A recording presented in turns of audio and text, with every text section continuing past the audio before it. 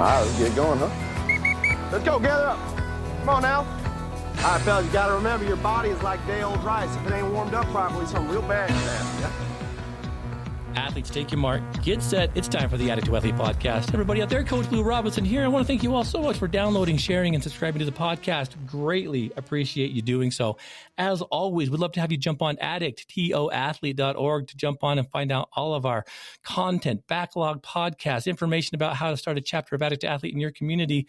Shoot, right now with the holiday seasons on the approach, jump into our team store. Get yourself some running gear. You know, you got some New Year's resolutions on the horizon. You might as well look the part. So jump on there, check out all that we have to offer.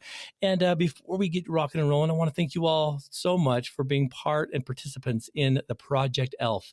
Project ELF is our yearly Sub for Santa service project that we help individuals who might have fallen on hard times be able to provide Christmas for their families. We are full swing into this right now, and I want to thank all of our donors and all the people who have been serving up to this point to make that happen. So thank you from the bottom of our hearts on Team Addict II Athlete.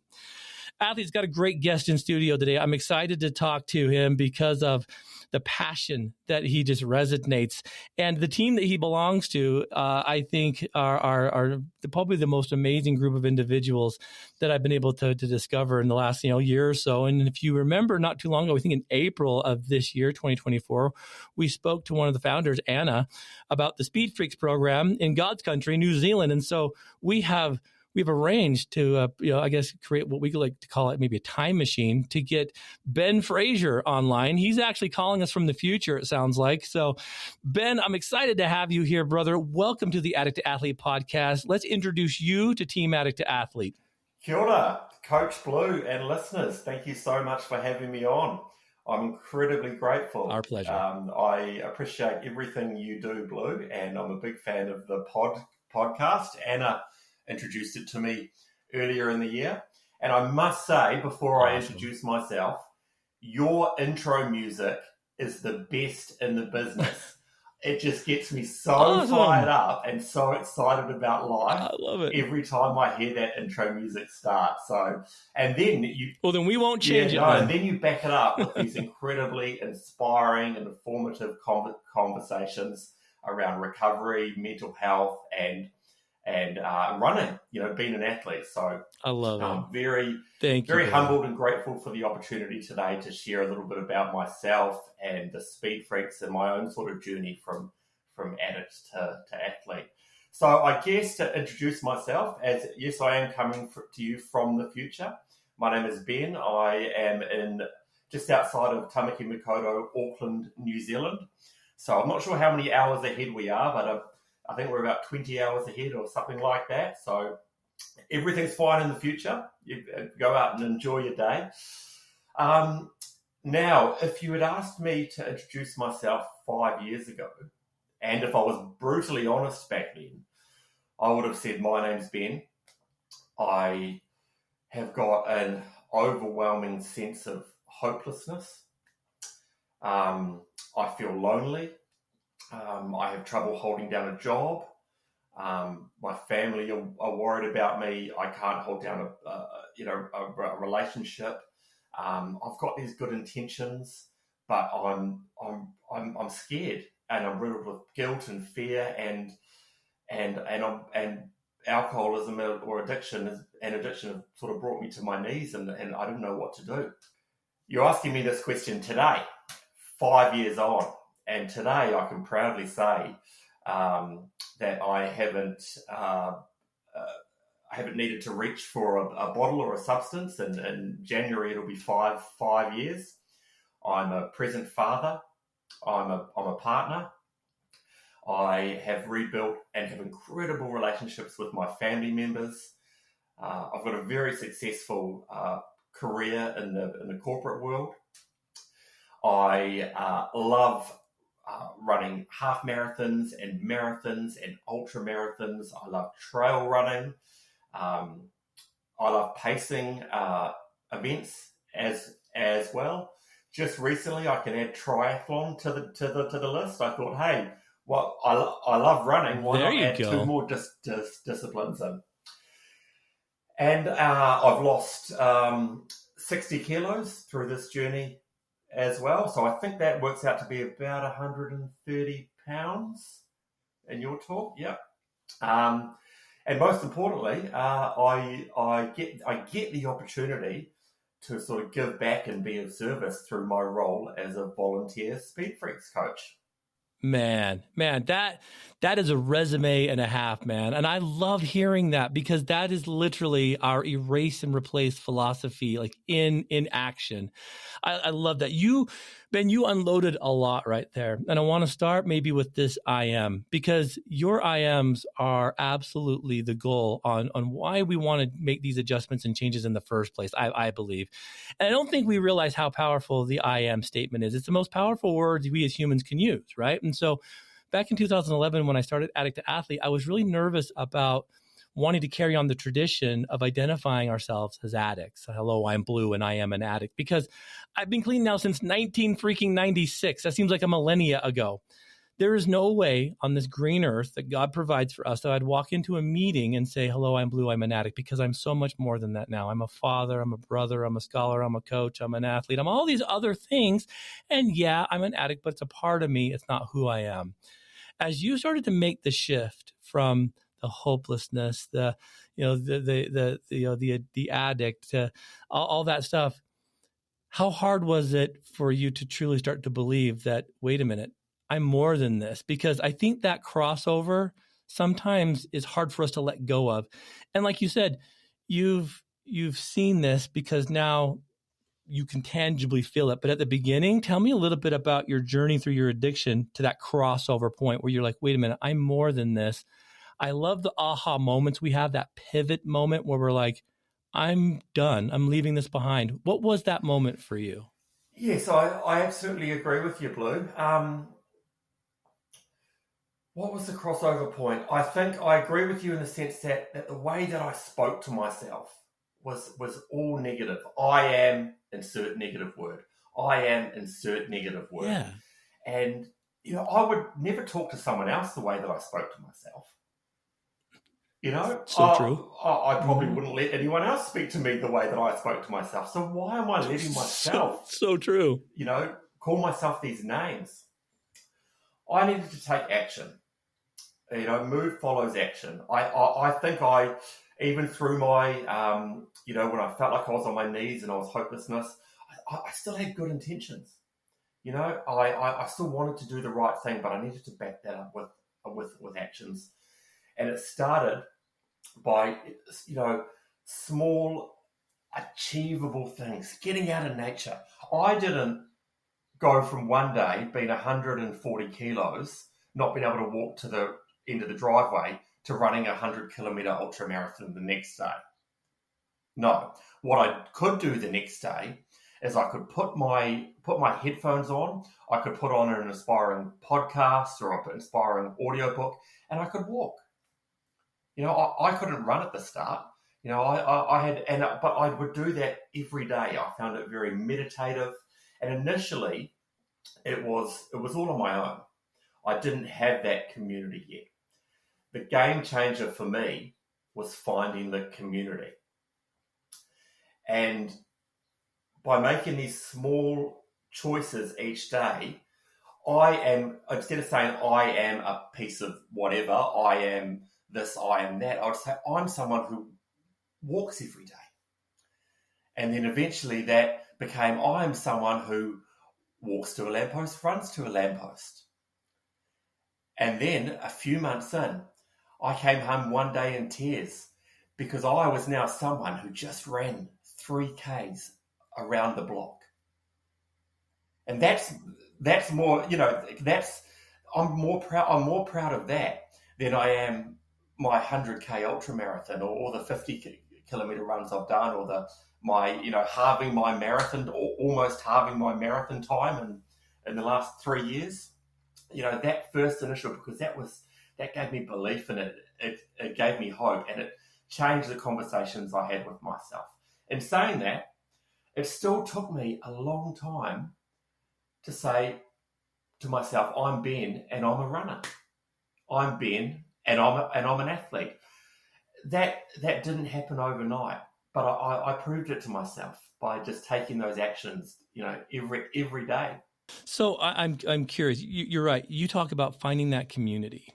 It's interesting when we're in the thick of things around the addiction, whether we've got our drinking pals or using buddies, and then you got these people that you kind of always see in the corner, side of your eyes. You're driving to work, whatever. These people that are out there running, and you're like, "What are you doing? Running's for criminals, right?" Like, you run away from something. You don't run towards something. So it's one of these things where there for a while, it's this weird kind of pivot moment where you're on an island all by yourself. It's like you feel kind of alone until you find that. I'm curious about that community, because somewhere you decided to get up and move. And I'm a firm believer, like Anna, like movement equals healing. And I've done therapy groups and I've worked in treatment centers and I've had groups of people, and they all just kind of feel like blah. But the minute we start moving, the minute we go out and, hike or run or just go outside to move, to connect with Mother Earth, something happens inside of our brains that starts the processing of letting stuff go. When did you seriously cross the threshold from like staying stuck in the addiction to like, I'm moving? What was that first mile, that first meter, whatever? What was the first thing that you're like, I felt better now than I did when I started? Something's here. Because I love that spark that someone gets where they're like, I just did this. What was that first experience with moving that kind of made you fall in love with the possibilities? I think you hit the nail on the head when you talked about community there. Because if I look back at through my sort of late teens, 20s, early 30s, I knew there was something in movement. Because whenever my life got hard or something big happened, I lost a girlfriend, I lost a job, I would turn to movement. I would turn to running.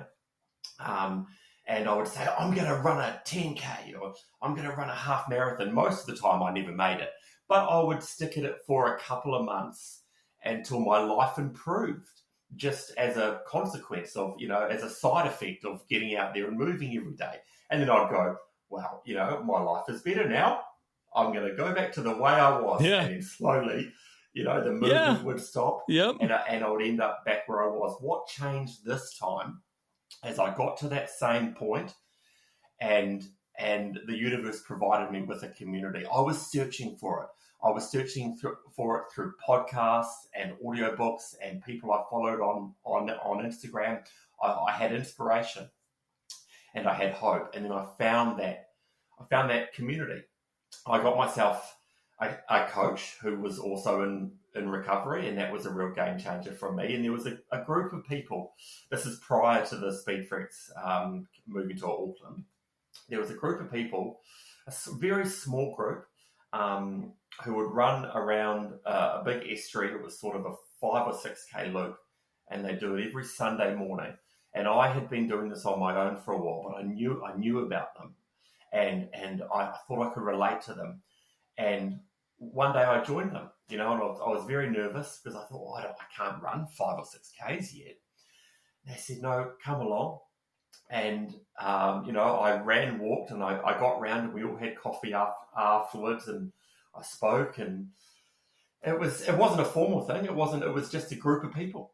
And it was finding that community, and that community's just grown and grown and grown over the last 4.5 years. And that was the game changer. That's why it worked for me this time compared to the many times that I'd tried. So I knew there was something in there. I knew there was something in that transformation from addict to athlete, getting out in nature, getting your heart rate up. I mean, I haven't done, you'd know a lot more about the science involved, and there is a lot of science involved now. And I didn't know all of that, but I had a feeling. And it turned out to be true, and it's certainly been a game changer for me. So the key was finding that community. I love it. I don't think we put enough stock and stewardship into the responsibilities of us coming out of our comfort zones to be able to tiptoe into a new group, a new tribe, so to speak. Because when we're kids, it's easy, right? You go to a park, you go to a playground. If the kid's about your height, you're like, hey, we're friends. we can't do that as an adult. One, it'd be super creepy and we'd probably be arrested. The second is we have all these notions in our heads that like we're not going to be accepted. So I always find it amazing when an adult breaches their comfort zone and comes in and says, what's this Speed Freak group about? What's this Addict II Athlete about? I love what you're doing, but I'm not a runner. You probably heard this with new people coming in, like, I love what you guys do. I love the energy, but I'm not a runner. And it's like, neither am I. Like, I'm not a runner, but I run because it feels good when I'm done. It's the same thing like with an addict. We weren't just addicts, right? We that's not what we aimed for when we were young, but we involved ourselves in it. It's the same kind of concept. When you cross that threshold of like, hey, you have something that I want to check this out. It's a game changer. When you get, for you or when someone else new comes in, how do you capitalize on you just made the best decision of your life because you're choosing in? Like, that's the coolest feeling, isn't it? I mean, because I'm sure from what Anna described and from what I've watched, because I watched you guys close because I love what you're doing, that team is strong, and you can see it in the body language. You can see it in the smiles. You can see it in the consistency. How amazing was that to have people that cared about you? Because on Team Addict Athlete, I knew where my athletes were Friday night. They weren't out partying and goofing off because Saturday morning they had a race. And if they're not at the starting line, what were you doing, right? So all of a sudden you have this weird accountability with these people that just care about you. Like, how weird was that, giving your heart to some of these folks that cared? You're like, wow, you guys really care what I'm doing, where I'm at. Was that kind of an amazing feeling, or was that a little nerve-wracking at the beginning? No, it wasn't nerve-wracking. I think I anticipated it was going to be, but it felt natural and non-pretentious and welcoming and exciting, to be part of. And it was instrumental in me changing the conversations I was having with myself around that I am X to, I am someone who is wanted and I'm someone who doesn't go out partying on a Saturday night because every Sunday morning I have to meet a group of wonderful people and we're going to walk around the estuary together and watch the sunrise and laugh and joke and have fun. Yes. I love it, man. I love it. And that's where I think the shift becomes. I'm curious then with that, because there are the people around us that are used to us on the other side of the coin. They're like, wait a minute, you're my drinking buddy. You're my dope guy. Like, what is this? Where are you going? It's hard because you have to, what we call like erase and then replace, meaning like I've got to erase this old person that I'm not real fond of and replace it with someone I know I can be. But that means there's possibility of having collateral like fallout, meaning those relationships, those friends, those people, they're going to keep us stuck. And it's hard because you understand this, Ben. There are some of those folks that we build these relationships with that are very real and genuine, but they keep us stuck. Letting go of those are sometimes the hardest because they're real relationships. There's a book I read by what was it? Bill W. I think is Bill W. Founder of the 12 Steps, and he had a friend named Ebby, and Ebby was his drinking buddy. But when Bill W. decided to start getting sober, and he met Dr. Bob, and he started creating this program, started serving, started getting like a passion and a purpose. His buddy Ebby got left in the wake, and Ebby was so hopeful that Bill would come back to the pub, back to the bar, that he kind of emotionally tried to sabotage, and he had to leave Ebby behind. And the whole book is talking about this relationship, about like, I love him, but I have to let him go. That's hard to do, but it's better when you have other people saying, inspire them through doing this. So I know there were people that you had to leave in your wake, and it's hard. How did you adjust that? Because at the end of the day, you weren't doing this for the Speed Freaks. You weren't doing this for the people that you drink with or what have you. You were doing this for you. How hard was it to choose you first after having a life of choosing others? It was hard. And I think in my case, I had an extra layer, and I really didn't have to erase myself because I had also worked in the liquor industry for many years. So it was a big part of my identity. I was Ben the Bear rep. So not only was I sort of getting up to what I was getting up to in my personal life, but when I could hold down a job, it was part of my identity as well. So I think what had happened through the last few years of my dependency or my sort of using is the people who had really cared about me had sort of, I'd moved through friends groups, and not sort of by choice, but it had just sort of happened because I wanted to, if I was going to be around people, I wanted to be around people who were accepting of what I was doing. So what actually happened initially is some of those people who the relationships had fallen down, they actually started to come back into my life. And that took time because some of these people I'd hurt and whatnot. But I don't think I really struggled because I was inspired. I had a spark of inspiration and I wanted to surround myself with people I wanted to be like. And the type of people who will get up at 5 a.m. on a cold, windy morning to go and run through a forest or over a mountain, they're the kind of people I want in my life. And the other part is, if I'm honest, I'd isolated myself so much by the end of it that there weren't a lot of people left. And I have a huge community now of friends and family, and it blows my mind. I'm incredibly grateful. But 5 years ago, by the end of it, I was very isolated. So there weren't really any strong relationships left that I had to sort of cut off or have any hard conversations. There were a few, and I didn't come across any major roadblocks. I was talking to myself. I was someone who was on a new path now. And it was the most important thing in the world to me. Man, you spoke something that caught a chord with me. I'll probably get emotional. Coach Blu's a crier. I don't know if you've noticed on the podcast. So am I. That's all right. But you mentioned the isolation of it all. And just the way you described that, I remember days like that where we felt so alone, even though we were surrounded by people.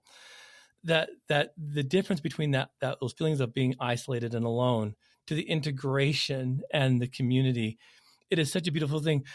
Ben, the energy, the spirit, the person you are, I can feel the energy even from yesterday because again we're in a time zone here. You bring this spirit of recovery and just love and compassion. I can feel it here, brother. And so you are not supposed to be in a world of isolation, right? You're supposed to be in a world of inclusion, of inspiration. That must have been a really hard time for you because I think at the core of you, your higher power is probably saying, what are you doing? Like, you're not supposed to be here. When you look back now, and this is the beauty, I think, of running metaphors and recovery. You're running right now for your horizon. All of us are, right? And the funny thing when you're doing ultras and stuff, there's one out here. I should make you come out here and do it with us. It's called the Pony Express 50, right? And 100. It's on the Pony Express Trail, which is flat as a pancake, dusty, and all kinds of crazy things. But you can see literally almost a curvature of the earth. And you're running, and it seems like you're never getting there. You're never getting there. And people will come back like, yeah, it's just, around the next turn. And it's not. It's another 30 miles, right? I'm like, don't tempt me like that.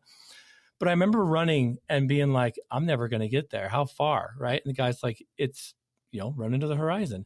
But when you get to the horizon, something crazy happens, man. It freaking changes. And all of a sudden the horizon's another, far sea away. It's so far down the road. It got me thinking, we're never going to catch the horizon because each time we get there, it changes. But we can turn around and always look and see how far we've come. And that is amazing because you see the milestones, the markers. I remember when I passed that tree. I remember when I passed over that mountain. But I remember when I stopped using. I remember when I had to change this. And I got thinking, we're kind of always in this gap. When you look back now, at the isolation, as a marker versus now as you're running towards that horizon, what do you think the biggest inner change you've had is? Because when you were in isolation, there's no way you could see where you're going and where you are today, but you can look back and see that. Like, what do you think about when you look back and remember the Ben that was isolated that shouldn't have been, because that's not in his character? I think the biggest change is today I feel part of. When I was in the throes of it all, I was isolated. I was looking to blame other people, and I was very confused. I didn't understand. I didn't want to be doing some of the things I was doing. I'd make promises to myself and promises to other people. I didn't understand why I couldn't keep them. And just that feeling of loneliness. And I love the metaphor of looking back. And what you said at the start of the podcast about not sort of saying I am an addict or I am this, I agree with that. I think it's really important to stop where you are and turn around and look back instead of just keep charging forward. Because it is important to remember those. It's for me in my own recovery, it is important to look back and not only see how far I've come, by taking little steps each day, and the people who have picked me up along the way and the people that I've picked up along the way. It's not just me on that trail now. There's hundreds, there's thousands, there's the universe is with me. Where before it was myself digging a hole. I wasn't going forwards. I wasn't going backwards. I was digging a hole downwards. Yep.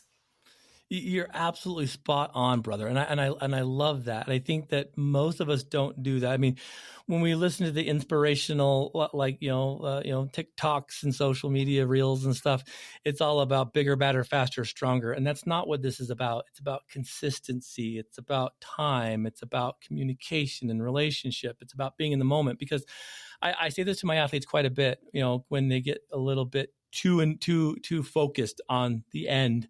It's like, when you line up for a half marathon or marathon, it's inappropriate to think about the finish line, because 13.1 or 26.2, a lot can happen on that journey. And so if you're so focused on crossing that finish line, there's a good chance that you're not prepared for the sucker punches of fatigue or mental anguish or injury, right? And so it's like, if we look too far ahead at that horizon, it seems daunting, but slow down. Look at where you are right now. That's why I think metaphor and running and recovery is intertwined so well. So I am curious about that. When you first started getting involved with the Speed Freaks, and you started finding this community, these people that had like minds, what did you start noticing that was similar between you and them when it came to the addiction, the erase and replace philosophy? Like, you are all on a mission to do something that you didn't think was possible. And although your goals are maybe different, the theme of them are quite the same. It's about becoming something better than when you started. What really, impressed you about the caliber of people who some folks would call addicts and throwaways and cheaters and liars? Because I've got a whole different mindset now on the people that struggle with addiction, myself included, because we're not the throwaway people. We're not the weak-minded individuals. What did you come to know about your own addiction and the people that, community and society would label addicts? Yeah, that's a great question. There's a few points I'd love to touch on there. The first thing, so one of the things I noticed was not just from myself and the participants, but how the community itself responded to us when we went out into the community to events, and it was overwhelmingly positive. And I don't think I was quite expecting that. So just to give a quick bit of a backstory, the Speed Freaks was, I know you've had Adderall, it was launched in 2017 in Christchurch, other end of the city. In 2001, they were looking to move to Auckland, where I was based, and they'd put stuff out on social media. I did a bit of research and I thought, well, this is going to work. this is exactly what I've done and it's working for me. So I want to be part of this. So I reached out to Anna, and we had a Zoom meeting, and I was quite nervous, and I said, oh, look, I'm not really sure I'm a runner. I was still quite heavy at the time. I was like, I can run a 10K maybe. And I said, but this is my story. I said, like, I'd love to help out if I can. And she said, come along. So I did some training, and we launched our first Speed Freaks run in Auckland at a treatment centre.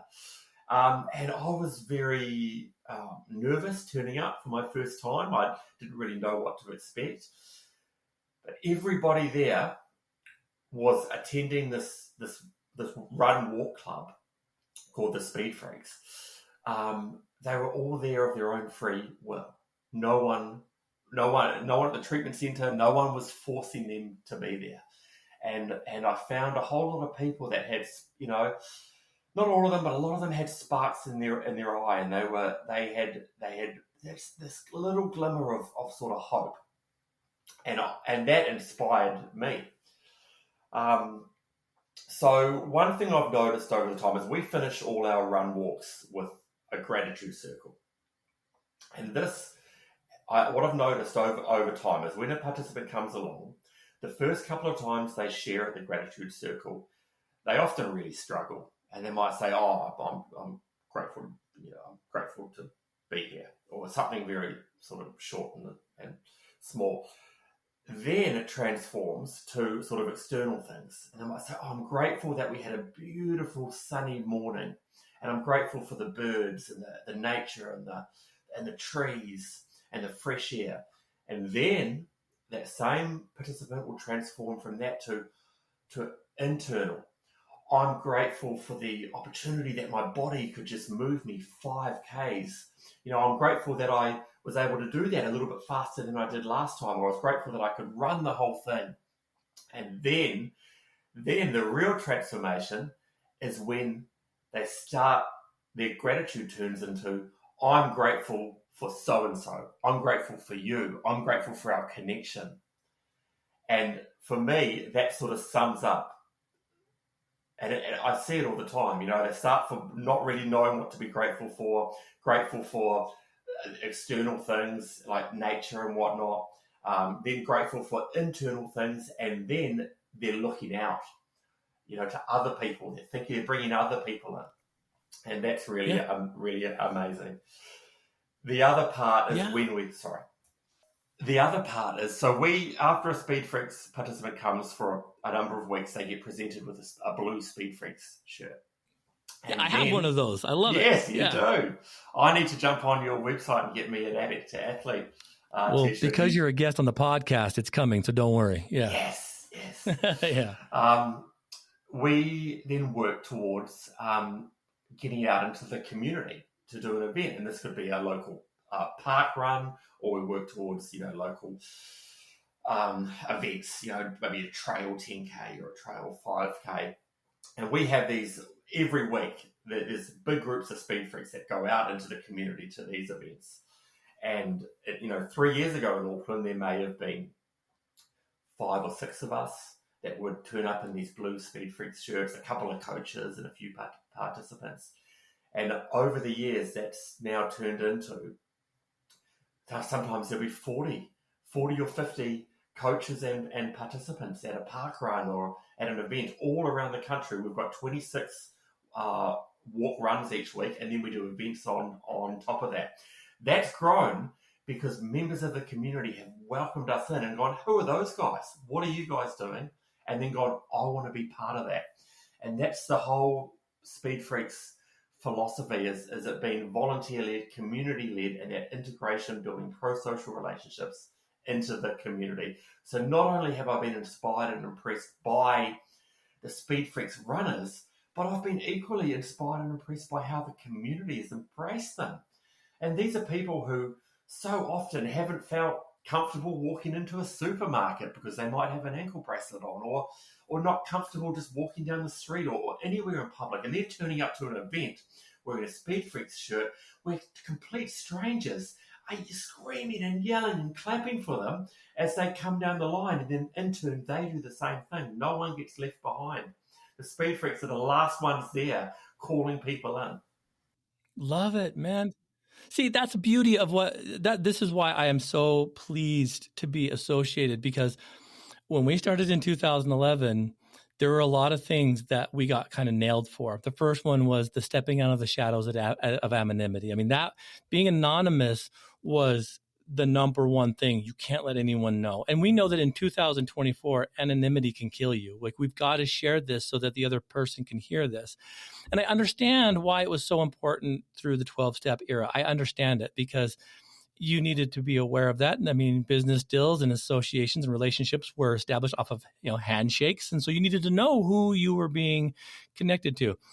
It's changed now. I think that when I first started and I showed up for their very first 5K, our 5 original athletes in 2011, and they said, we want to wear these shirts we just printed, Addict II Athlete. I'm like, ooh, are you guys sure? Because the community, people are going to know that you guys have addictions. And they're like, we don't care.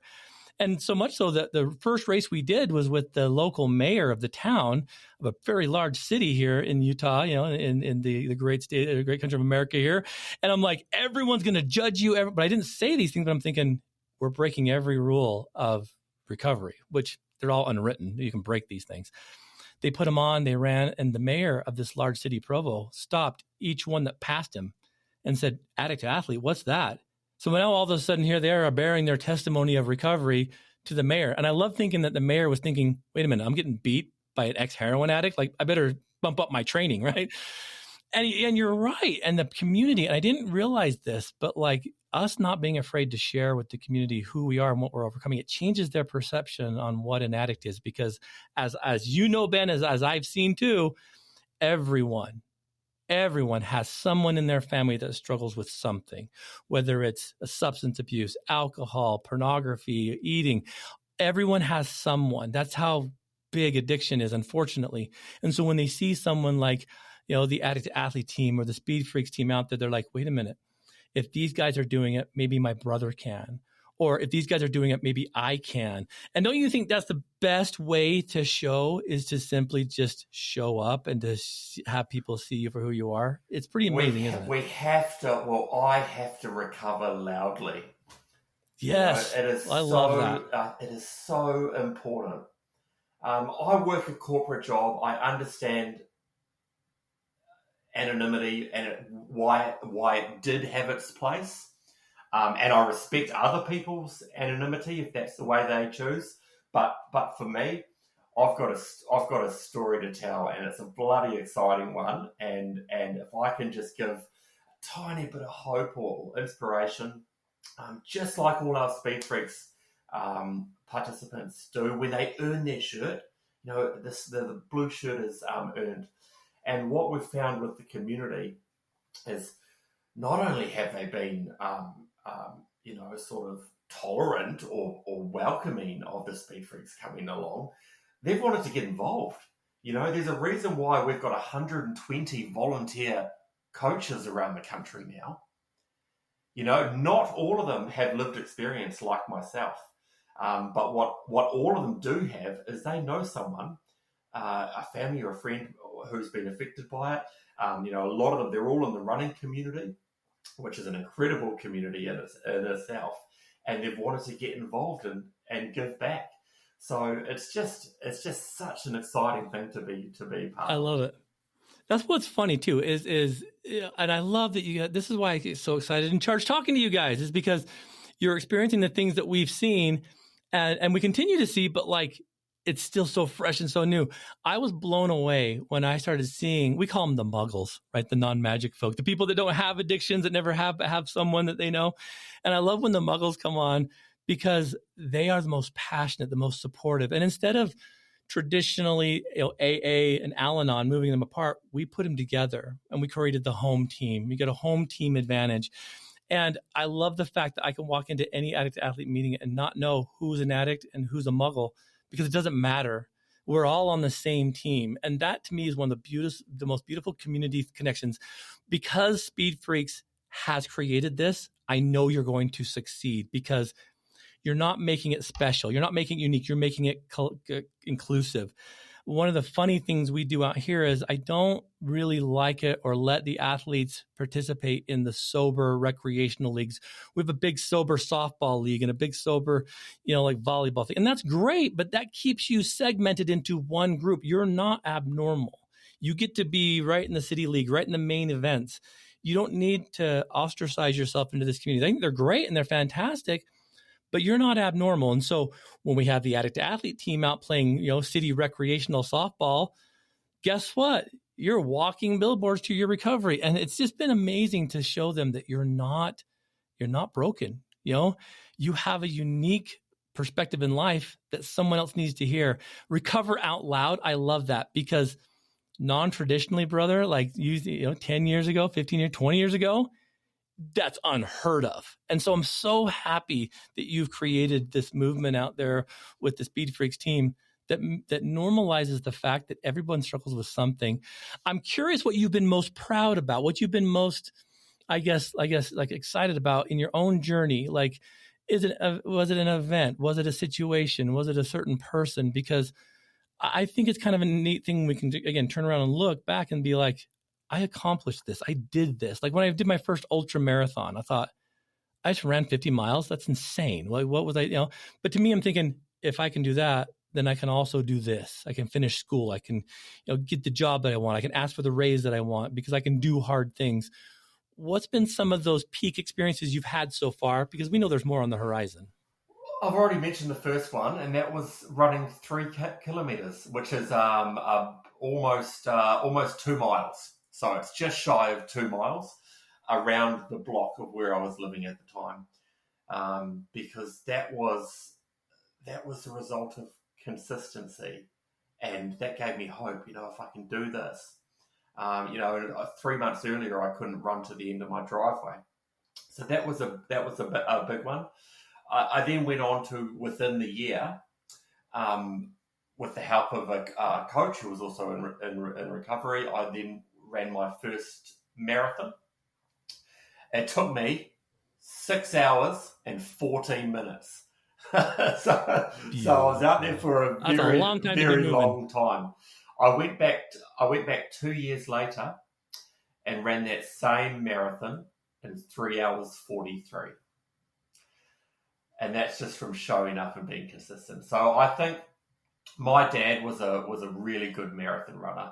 So there's something about the road marathon. As much as I love the trails, and that's where my heart is, my dad passed away when I was 19, and he was a very good marathon runner. 2 hours 21 was his marathon time, and I spent a lot of time thinking and feeling connected to my dad when I run. So anytime I run a road marathon, I think is really special to me for that connection with my dad. I had the opportunity earlier this year to be one of the pacers at Rotorua Marathon, which is a famous marathon in New Zealand, and I paced the 4 hour 15 lot. So I had a balloon, and helping people across the line reach their goals, being of service, was one of the highlights of my enthusiastic amateur running career at the moment. And then probably the pinnacle though was just over a year ago, beginning of last year, I ran the Tarawera 102k ultra marathon. My fiance was pregnant with our son at the time. Her and my mum were waiting at the finish line, and I crossed that finish line in tears. And I knew then that I could do hard things. We now have a 14-month-old beautiful baby boy that was in my fiance's tummy at the time, and that was a real standing on that finishing line. It was not getting to the finish line that made that so special. It was everything I had done to get to the start line. See, that's the beauty of it, brother. Listeners, I want you to pay particular attention to that. It's, when you're out there on the running course, if something ever goes wrong, that if the course is a little too tough or something happens, that's why it's inappropriate to think of the finish line. If something happens, you get the dreaded DNF, did not finish. And that hurts. But I would rather have someone take a DNF than get a DNS, did not start, right? Because that means you didn't have the courage to even pull up. You let something else get in the way. So you saying that, brother, I can feel it. But shifting gears just ever so slightly with the time that we have, the cheerleaders that support us, your son, your little dude, he doesn't know dad as an addict. He doesn't know him he knows he's going to know dad as an athlete, as an agent of sobriety, as a servant, as a helper. How amazing is that to you to know that he's going to get you at your absolute best, but he's also going to know that your absolute best came at an emotional price because that's who you are. Like, how amazing is that for you to be able to show up for him? Because if you would have stayed stuck in that addiction, it would have been a very different experience, wouldn't it? It's the greatest gift. I can receive and I can give. Being the man I am today, being the father I am, being the human I am, is just something I'm incredibly grateful for and excited about the future. It gets me emotional thinking about that. It should. It should. And I think that's amazing. Shows how much love you have in your heart. And that's why you're doing this. When you peel back all the layers of why we pursue recovery, why we want to better ourselves, why we want to have these experiences, it's to have the relationships that we truly deserve and to show up for them. And, that to me is one of the greatest things. I mean, you can take away our money, our cars, our homes, our livelihood. You can take all that away, but the hardest thing that addiction takes is relationships. And so I think people in recovery who start to erase and replace start to see the magnitude of why those relationships are important. And it starts with you having a relationship with yourself and then others. And that's the most beautiful finish line of any story, I think, wouldn't you say? Absolutely. I think it's very, very important as well. And I know we need to wrap it up soon, but I had a realization probably last year, and I was heading down a path that a lot of my friends were heading down, where we wanted to go further, we wanted to go longer. We start with the half marathon, and then we go marathon and 50K and 100K, and then you got to do a miler, and then you got 200 milers, and I could see myself heading down that path. And I did my 100K, and initially I thought, right, next I got to earn myself a buckle. I got to do it, I got to go over and do Western States or Hard Rock or something like that. And then I thought, you know what? I'd love to do that one day, but right now, I want to be a father. I don't want to spend 8 hours training on a Sunday so I can chase some sort of finish line. I want to chase start lines. I want to chase achievable ones, and I want to do that around or in addition to me being of service as a Speed Freaks coach, being a partner, being a son, being a brother, and most importantly, being a father. So I think it's important to have goals, but that was a big relief, and I'm really glad I had that sort of realization that I don't need to do a miler. I don't need to do a 200 miler to prove I can do hard things. I've proved that to myself. What I need to do now, what I need to do at the moment, is enjoy the process, enjoy the training, be a present father, and one day, if I want to, I can go further, faster, and longer. Absolutely. It'll be there. And I think you are feeling something very, I would say, spiritual, of a mindset of whenever you start feeling as though you're isolating, you're not supposed to do that, right? You are not supposed to be alone. And I can feel that, your energy. So I look at that, right? You talked about your isolation. And when you're training for 8 hours, 9 hours, whatever, you're out in the middle of nowhere, you're alone. You, Ben, are not supposed to be there. You are supposed to be the coach in the middle of the pack, the pacer. You're supposed to be there. That is your calling. And I love the fact that you feel it naturally, because I'm hearing you and I'm like, he doesn't realize what he's saying. He's like, you're not supposed to be alone. That time will come after you've done your work. I love that, brother. That's the beauty of these kind of relationships and these connections is you get to see it for all that it's worth. So, well, and yeah, when you are ready and you want to bring that little family of yours over, you've always got a place to stay here in beautiful Springville, Utah. We got plenty of room. Come run some races out here with your fam. Well, we will actually I'm bringing the family over for a work conference in Miami in June, and we are going to tag on a few weeks. So I'd love to connect with you. I'm not sure how far away Utah is, but we're willing to travel. We're going to be in Miami for about a week, and then we'd love to connect with some of your groups around and yourself. And so we'll stay in contact, because we haven't planned the rest of our trip yet. So. Yeah. Miami is like another country to where Utah is. It's pretty far, but Google Utah and see all of the amazing stuff that we have here. We have amazing parks. We've got amazing natural, national parks. It's amazing.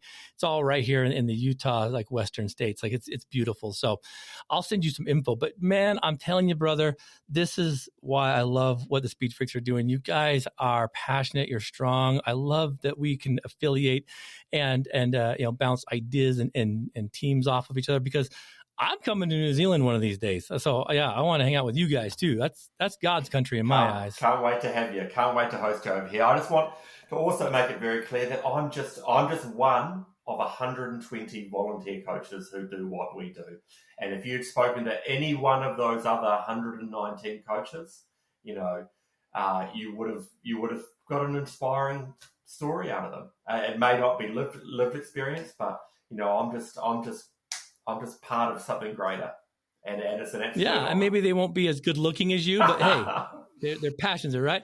No, I love it, and that's why you should tell them, hey, we got Coach Blu wants to talk to you, because their stories need to get out too. And I love this. I know that Anna and the Speed Freaks, we have some ideas we want to collaborate with and some stuff we want to do together, because as far as I'm concerned, you guys are one and the same, and the passion's the same. I mean, we're all on the exact same team. So, brother, it's been a privilege. How do people find you if they want to follow you guys? What's your social media outlets? Because you're going to gain a few folks that want to watch and kind of support you from afar. Yeah, absolutely. Well, if you want to get in contact, if you want to follow the Speed Freaks, I'm just looking for their handle. It is, you can search the Speed Freaks NZ on Instagram, or it's the_speed_freaks.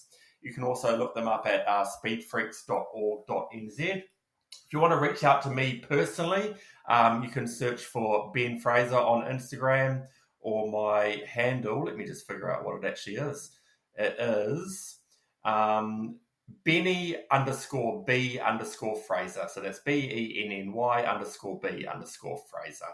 And yeah, happy for anyone to reach out, and looking forward to hopefully catching up with some of you and your team middle of next year. We will 100% do that. And I'll make sure, listeners, all of those socials are on the show notes. So make sure that after the podcast, you go follow those through the connections there. And Ben, it's been an honor and a privilege, my brother. I want you to know how much we love you. We support you guys. I look forward to more interactions. This isn't going to be the last time you and I talk. I know that for sure. So I hope you have a beautiful holiday. Say thank you to your family for letting us carve out some time, because I know that's precious too. But athletes, you've been well fed. Please share this podcast with anyone who might be beginning that journey, who might be lining up for that starting line of recovery, because these are the words that can inspire you to kind of make that next step. So on behalf of the Speed Freaks and Team Addict II Athlete, do your best, everyone out there, to turn your mess into your message.